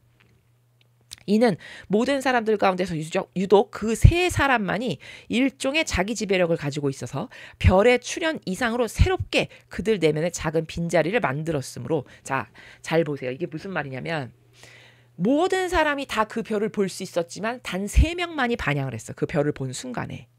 그쵸? 근데 왜 그 3명만 반향했냐? 그 3명의 동방박사는 자기 지배력을 가지고 있기 때문에 반향할 수 있었다는 거예요. 그럼 도대체 여기서 자기 지배력이 뭘까? 자, 자기 지배력이라는 거는 이런 거예요. 우리가 예를 들어서 성모님과 관련된 서적을 보면 성모님의 말씀에 이런 자연물이 다 복종하는 게 나와요. 여러분도 가끔 그 책 보면 아시죠? 그렇죠?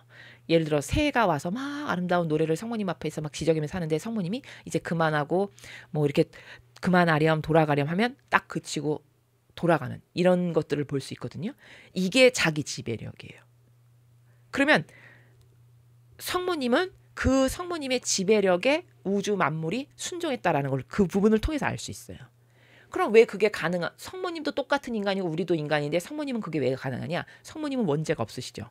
그러니까 원래 아버지가 창조하셨을 때의 질서가 뭐냐? 인간이 아버지를 닮은 존재로서 아버지 다음의 서열이에요. 우리 인간이. 이해되십니까? 그리고 만물은 우리 밑이에요. 그래서 우리가 지금 죄짓지 않은 아담과 하와가 죄짓기 이전의 상태였다면 우리 말에 다 순종하고 복종해야 돼요. 얘네들이. 근데 지금 우리는 그런 게 없죠. 그게 자기 지배력이라는 거예요. 이해되시나요? 왜? 우리가 이제 그 죄악으로 살아가게 하와 때문에 하와 이후로는 다 원죄를 가지고 살아가니까 질서가 파괴됐어요. 그쵸? 질서가 파괴됐으니까 얘네들이 우리 말을 안 들어요. 들을 이유가 없어진 거예요. 왜냐하면 나는 그 질서에 순종하는 자가 아니니까. 얘네들은 아버지가 만든 피앗의 질서에 순종하는 애들이니까 얘네들은 얘네들끼리의 그 질서의 서열 가운데 쫙 이렇게 있지만 나는 그 질서에서 벗어난 자잖아요. 내 스스로 내 자유의지가.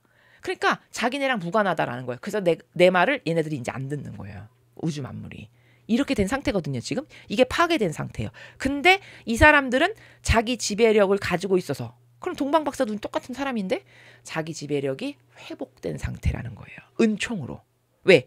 예수님이 이 세상에 오신 걸 증언해야 되는 사명을 부여받았으니까. 이해되시죠? 그러니까 지배권이 회복됐기 때문에, 자기 지배권이 회복됐기 때문에 별들이 딱 하늘에 떴는데 이 세 사람은 그 별들을 통해서 소통이 되는 거지. 다시 말해서 알아보는 거지. 아, 저 별을 따라가면은 메시아를 만나겠구나라는 것을 그 별이 쏘는 어떤 별빛과 그 몸짓을 통해서 이 동방박사들은 소통이 되고 알아듣는 거예요. 소위 말해서 우리가 왜 세상에서도 야 텔레파시가 통했어 이런 말 하죠. 어쩔 때 간혹 그런 관계성이 회복된 거죠. 질서가. 그래서 자기 지배력을 가지고 있어서 별의 출현 이상으로 내면의 작은 빈자리를 만들었으므로 나의 부름이 그들 안에 울려 퍼짐을 느꼈다는 것을 의미한다. 그러니까 그렇게 자기 지배력이 회복됐기 때문에 그 별을 통해서 아버지가 말씀하시고자 하시는 사인을 이 사람들은 알아들을 수 있었다라는 것을 지금 설명하시는 거예요. 이해되시죠? 그들은 희생, 험담, 조롱에 개의치 않고, 왜냐하면 미지곳을 향해 떠날 터라 이를 두고 말들이 많을 것이기 때문이었다. 자, 그 사람들이 왕이야. 심지어 동방 박사야. 박사야, 박사. 왕이면서. 그러면 굉장히 높은 신분인데다가 지식도 많은 사람들이잖아요. 그런데 그들이 그냥 밑도 끝도 없이 별 보고 어디를 간대. 그럼 사람들이 그거를 들었을 때 그거 얼마나 이상하게 생각하겠냐는 거죠. 우리도 그렇잖아요. 누가 야, 나 지금 메시아가 이 세상에 오신다는데 저 별이 그 메시아 탄생을 알리는 별이라 저걸 보고 지금 가봐야 되겠어. 그러면 약간 정신이 아픈가? 이런 생각할 수 있죠. 이 지금 세상도. 그렇죠? 이때도 마찬가지겠죠. 그렇죠? 그러니까 사람들이 자기네를 봤을 때 희생, 그들을 조롱하거나 험담할 수도 있고, 희생은 먼 길을 가야 되잖아요. 이때 무슨 통신 수단이 있는 것도 아니잖아요. 얼마를 가야 되는지도 몰라. 그냥 막연하게 그 별을 따라가는 거니까. 그러니까 많은 희생이 요구되죠.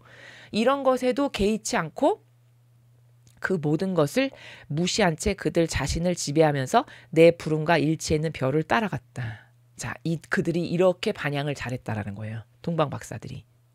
여기서 중요한 단어가 뭐냐면 그들 자신을 지배하면서 라는 부분이에요.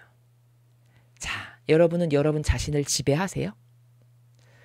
여기 자신을 지배한다라는 거는 예를 들면은 인간적 의지를 꺾은 상태를 말하는 거예요. 그래서 지배권이 회복된 상태. 그러니까 사람은 이래요. 지금 이런 똑같은 경우가 만약에 나에게 닥쳤다. 여러분 각자에게 닥쳤다고 생각해 보세요. 선뜻 나서기 어려워요. 사람은.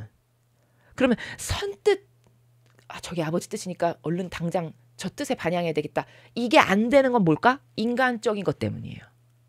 인간적인 거니까 저거 확실히 알 수 있는 거야? 내가 잘못 본 거 아니야?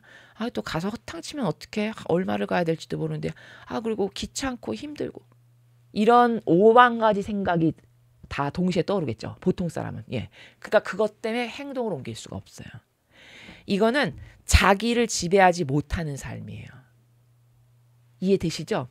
그러니까 그 인간적 의지가 지배적이지 신적 의지가 아버지께서 나에게 어떤 사인을 주셨다고 해서 그게 지배적이지 않아. 내가 평상시에 갖고 있는 인간적인 게 지배적이지. 그러니까 그 인간적인 시커먼 거에 짓눌려서 나에게 아무리 사인을 줘도 못 알아들어. 보통의 인간은 다 이렇다는 거예요. 반향이. 그러니까 즉각적 행동이 안 나오는 건 왜냐? 자기가 또 생각을 하는 거지. 머리를 굴려서. 이런 거 아니야? 아니 이렇게 했다 이러면 어떡해? 뭐 그렇게까지 할 필요가 있어? 뭐 이런 기타 등등. 그쵸?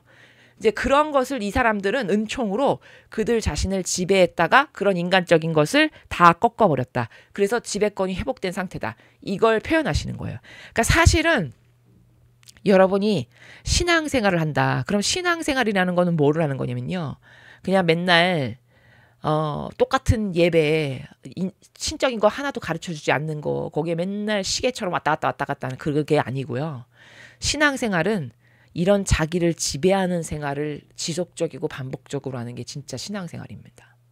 이해되시죠?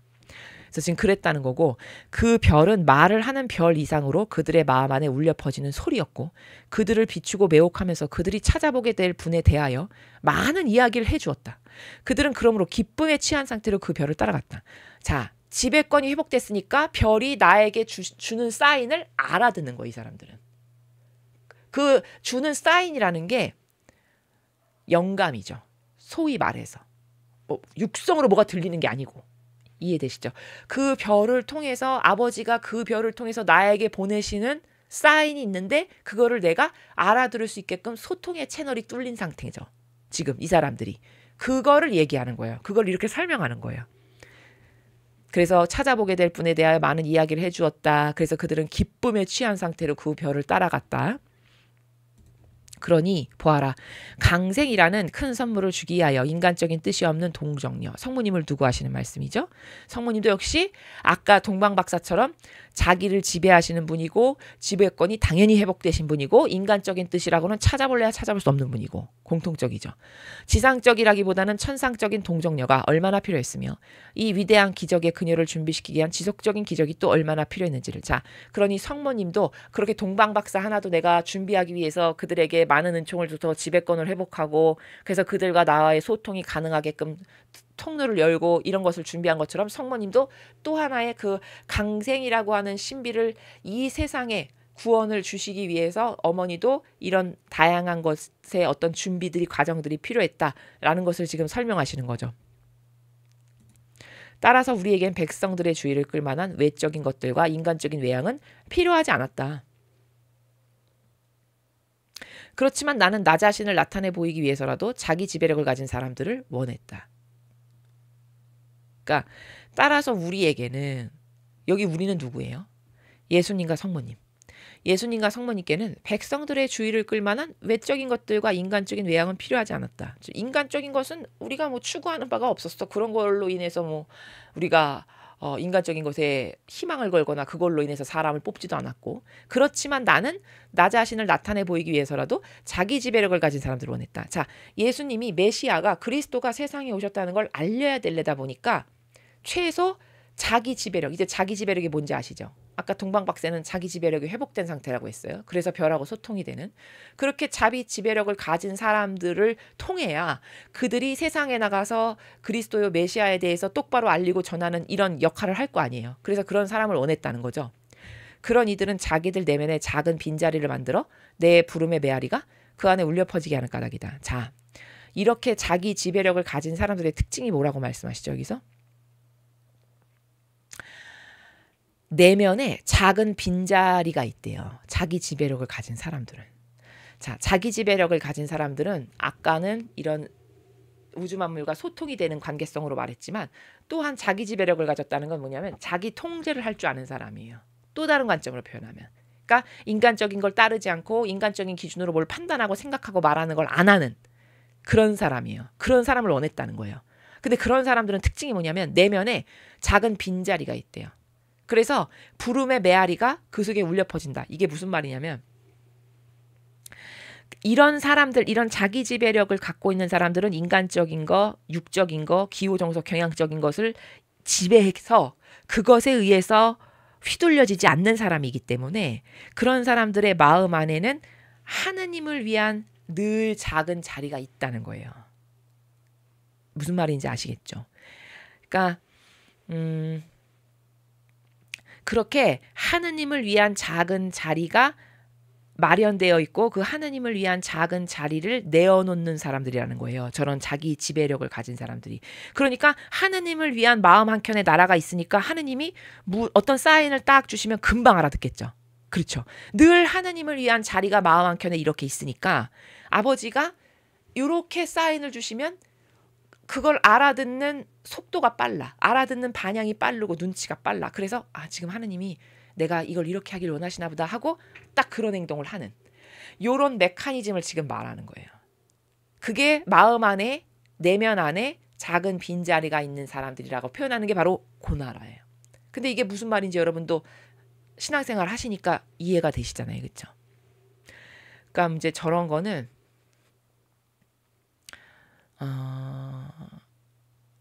예를 들면 저게 지금 섭리하고도 무관하지 않은 나라인데 오늘 우리가 전반부에 섭리를 배웠잖아요.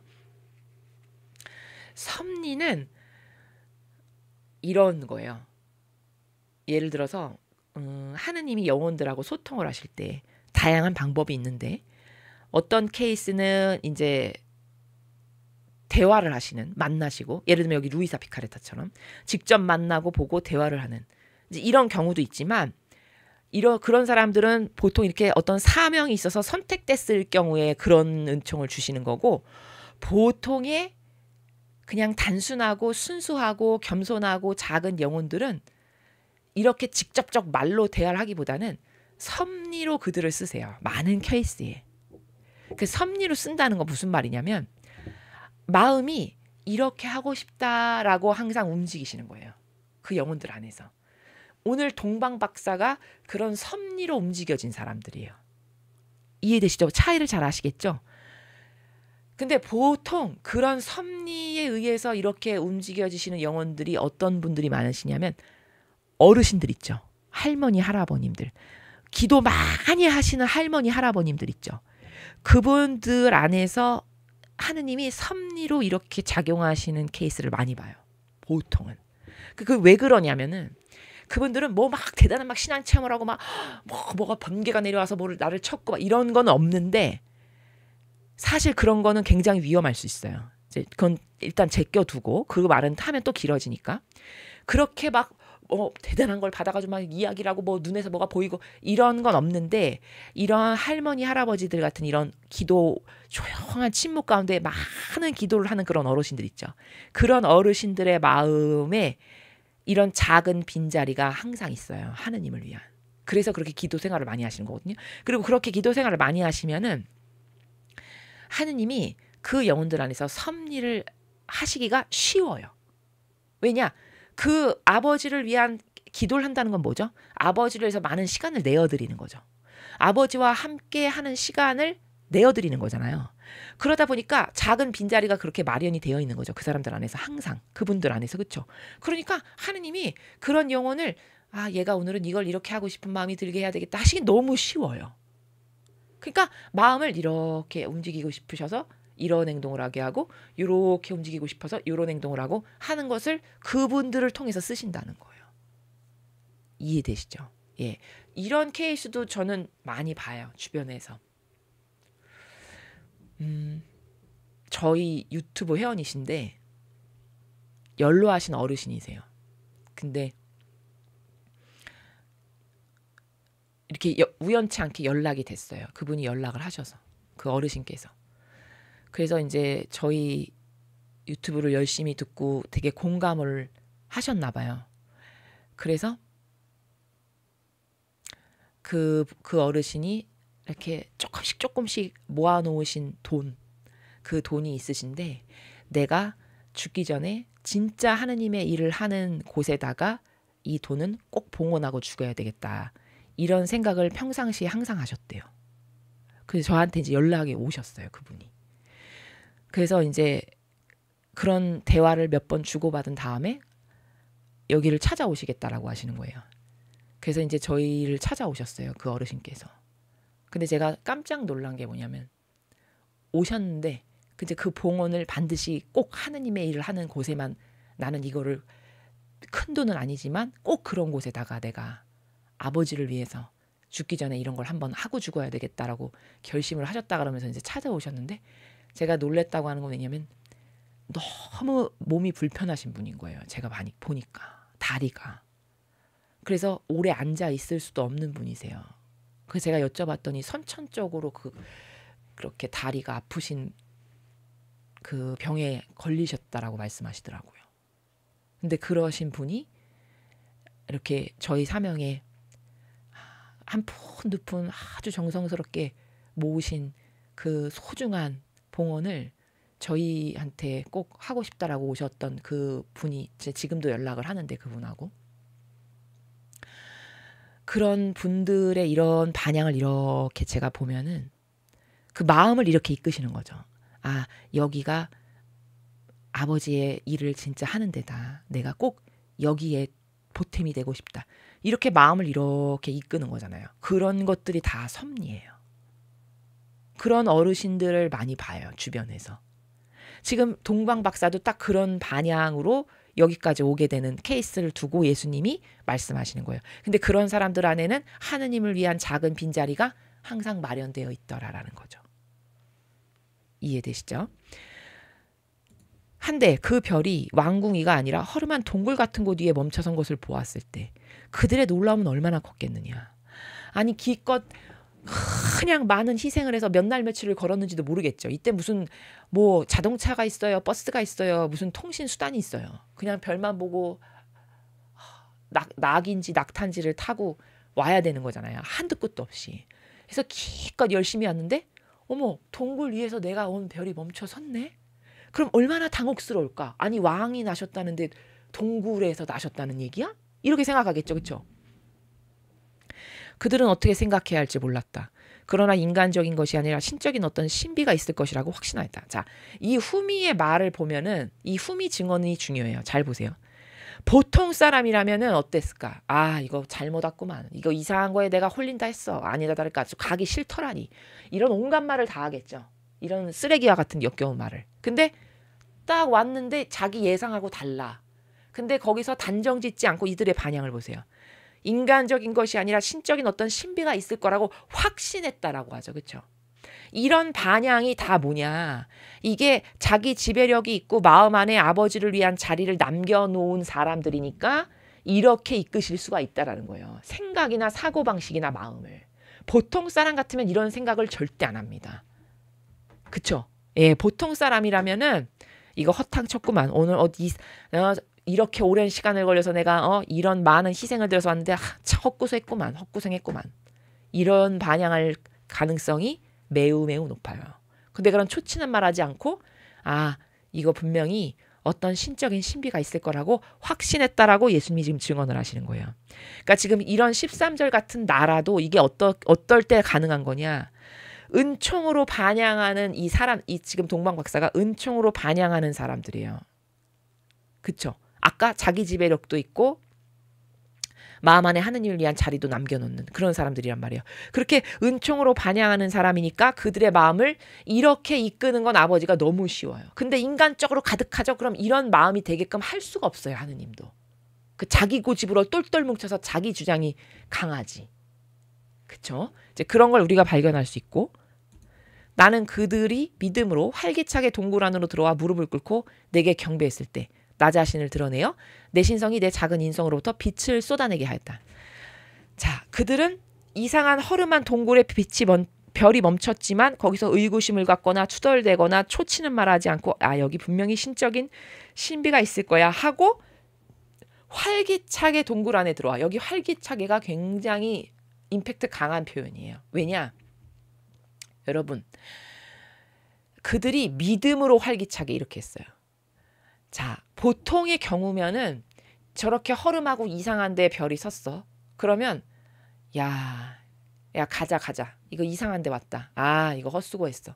시간 낭비, 돈 낭비 막 이러면서 돌아갔을 가능성도 굉장히 높아요. 근데 믿음으로 활기차게 들어왔다 그랬죠. 그러면 이 믿음으로 활기차게라고는 두 단어를 통해서 우린 뭘 할 수 있냐면 이 사람들이 그런 보통의 평범한 사람들 같으면 인간적인 것에 짓눌려서 했을 법한 그냥 평이한 반향, 그런 반향을 하지 않고 그런 인간적인 걸 꺾어버리고 자기 지배력이 있는 사람답게 믿음으로 활기차게 들어가는, 이걸 지금 묘사하는 거예요. 그러니까 이 사람들이 하느님에 대한 어떤 반향과 마음으로 살았는지를 요런 두 가지의 단어를 통해서도 우리가 알 수 있다는 거죠. 그렇죠? 그렇게 활기차게 들어와서 무릎을 꿇고 경배했을 때 똑바로 와서 찾아와서 이제 경배를 하니까 드디어 예수님이 드러내시는 거예요. 어떻게 너희가 찾아온 메시아 그리스도가 내가 맞다를 확증해서 어떻게 보이시는 거예요, 지금? 겉은 예수님의 인성이지만 속은 신성으로 가득하시죠. 그 신성의 위대한 빛이 인성으로부터 뿜어져 나와서 그들이 보고 감동할 수밖에 없는 그 표징을 드러내시는 그 장면이죠, 지금. 첫 번째 문장이. 제대로 너희가 찾아왔다. 오냐. 잘 왔다. 수고했다. 내가 너희들이 경배하러 온 바로 그 메시아다. 이걸 지금 이렇게 보이시는 거죠.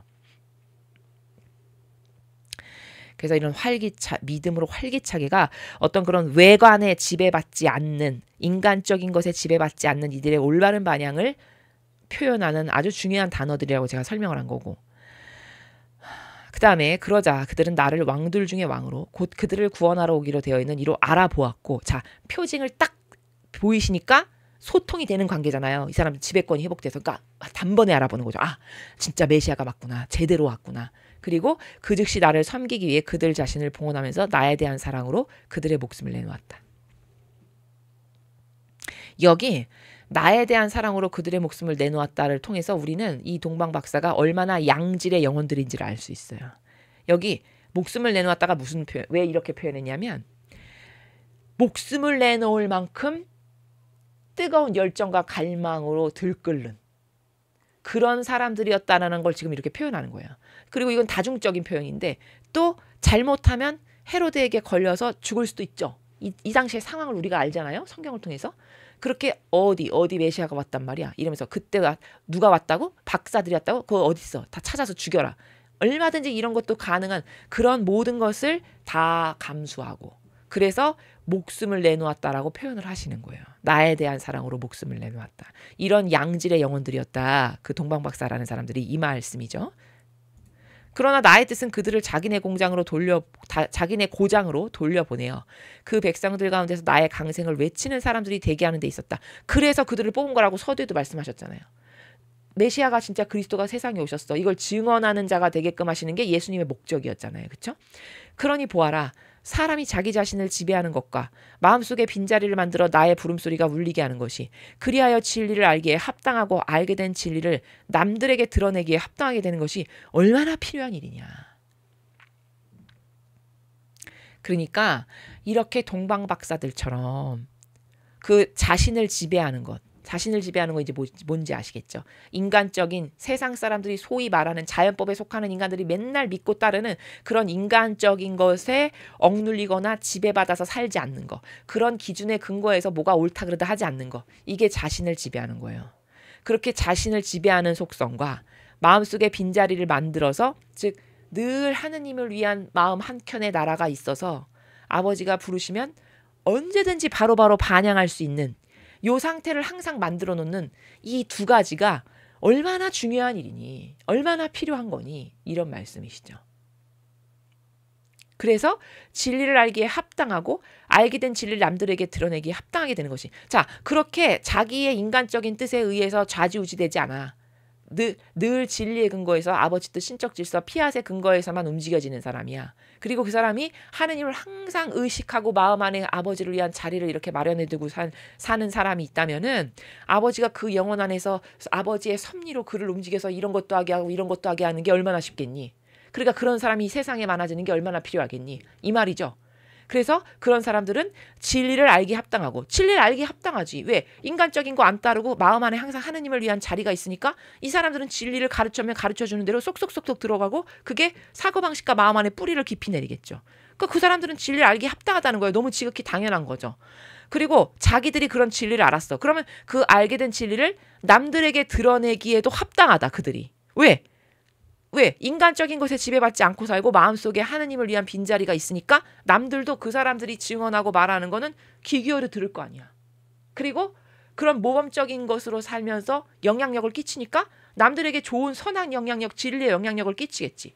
그럼 그런 사람들이 이 세상에 많아지고 그런 사람들이 영향력을 끼쳐서 점점 이게 더 확장돼 나가고 퍼져나가는 게 이게 얼마나 필요하고 중요한 일이니 이렇게 끝맺음을 하고 계신 거예요. 그러니까 이렇게 많은 말씀을 지금 15절에 걸쳐서 했지만 결국 주제문은 어디예요? 이 마지막 문장이죠. 이렇게 많은 예시를 들어서 1절부터 지금 15절까지 오면서 예수님이 논증의 나라를 펼치셨어요. 차곡차곡 논증을 펼치신 거죠. 이 무수히 많은 논증은 결국 뭘 말하고 싶으신 거예요? 그러니까 자기를 지배해야 돼. 그리고 마음속에 하느님을 위한 빈자리, 이 두 가지를 만들어놔. 그런 영혼이 있으면 그런 영혼은 하느님의 섭리에 의해서 움직여지고 그런 영혼에게는 진리가 차곡차곡 그 영혼 안에 학습이 되기가 합당하고 마땅해. 그러고 또 그런 영혼이 옆에 가서 좋은 영향력을 끼칠 거 아니겠어? 왜? 그 사람이 인간적인 걸 안 따르고 마음속에 항상 하느님을 위한 게 있으니까 진리로 가득하고 주변에도 긍정적인 선한 영향력을 많이 끼칠 거 아니야. 그럼 그 사람이 자기가 진리를 알았어. 그럼 주변에 가서 이 진리가 이런 거다. 몸소 살고 먼저 그 사람이 신적 질서 가운데, 피앗의 질서 가운데, 그리고 그런 좋은 영향력을 끼치면 이런 지금 너가 나를 통해서 하느님의 뜻이라고 하는 질서가 세상에 빨리빨리 퍼져나가고 점점 아는 사람들이 많아질 거 아니야. 이게 얼마나 필요하고 중요한 일이냐. 나는 이게 갈급하다. 이 말을 결국 15절 마지막 문장에서 이 문장 하나 말씀하고 싶은데 이것만 그냥 달랑 말하면 이 갑자기 무슨 뜬금없는 소리야. 이렇게밖에 우리는 받아들일 수가 없을 만큼 아직은 수준이 미달이잖아요. 그렇죠? 그러니까 이 마지막 문장을 설명하기 위해서 지금 논증을 1절부터 차곡차곡 하나 자세하고 상세하게 동방박사 예시까지 막 들면서 쭉 논리를 쌓으셔가지고 지금 마지막에 방점을 찍는 이거를 딱 말씀하시는 거예요. 이해되셨죠? 자, 여기가 끝입니다. 그러면 오늘 우리가 두 개의 문장을 배웠죠. 하나님의 뜻 안에서 사는 영혼은 늘 한결같다. 자, 이것은 피앗으로 살아가는 영혼을 두고 하는 말씀이다. 그러면 늘 한결같다, 지속적이고 항구하다. 이게 피앗의 기본 중에 기본이다. 내가 피앗의 자녀가 되고 싶어. 그러면 나는 지속적이고 한결같은 건 기본이 돼야 돼요. 내 심장처럼, 저 태양처럼. 우주 만물의 아버지가 처음에 만드셨을 때 그대로 있는 저 수많은 생명체들처럼 기본이어야 된다는 거죠. 그 다음에 강생과 동방 박사들의 방문을 통한 섭리의 질서. 자, 오늘 우리가 섭리를 배웠어요. 섭리는 막 만나주셔서 막 말씀을 듣고 막 눈앞에 뭘 보고 이런 건 아니에요.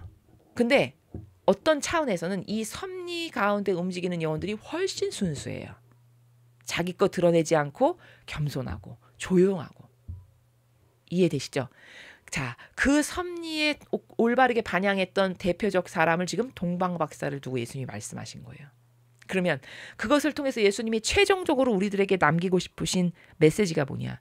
그렇게 자기 지배력을, 인간적인 것에 휘둘리지 않는, 인간적인 걸 따르지 않는 자기 지배력, 자기 통속력을 가지고 그 다음에 하느님을 위한 빈자리를 항상 너가 마음 안에 남겨둬. 그러면 하느님이 동방 박사에게 하셨던 것처럼 너도 하느님의 섭리로 너를 이끄시기가 쉽겠지.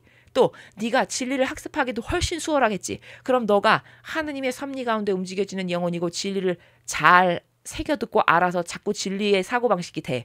그럼 그걸 너가 가진 은총을 가지고 옆에 가서 너 같은 또 다른 영혼에게 영향력을 끼쳐서 또 다른 피앗의 자녀를 만드는 게 얼마나 수월해. 그리고 이게 세상에 지금 하나님이 다스리시는 세상이 되어야 되는데 이런 작용을 할 영혼들이 많아지는 게 얼마나 중요하겠니? 이게 얼마나 필요한 일이니? 이렇게 말씀하시는 거다라는 거죠. 이해되셨습니까? 네. 자, 그래서 여러분 오늘 배운 게 중에 제일 중요한 게 뭐냐? 자기 지배권을 회복하는 것. 그 자기 지배권을 회복하는 거는 내가 내 기호종속 경향이나 인간적인 내 뜻을 따르지 않는 사람이 되는 것. 그래서 그것에 의해 그 인간적인 것에 의해서 움직여지지 않는 내가 되는 것. 이게 자기 지배력이에요. 두 번째는 내 마음 안에 항상 하느님을 위한 작은 공간을 마련해 드리는 것. 그럴 때 나를 쓰실 수 있고 내가 섭리 가운데 똑바로 반영할 수 있다. 동방박사처럼. 요 두 가지를 여러분이 오늘 명심하셔서 그것을 각자 영혼 안에 구현하셨으면 좋겠습니다. 이상으로 천상의 책 20권 46장 해설 강의를 마치겠습니다. 감사합니다.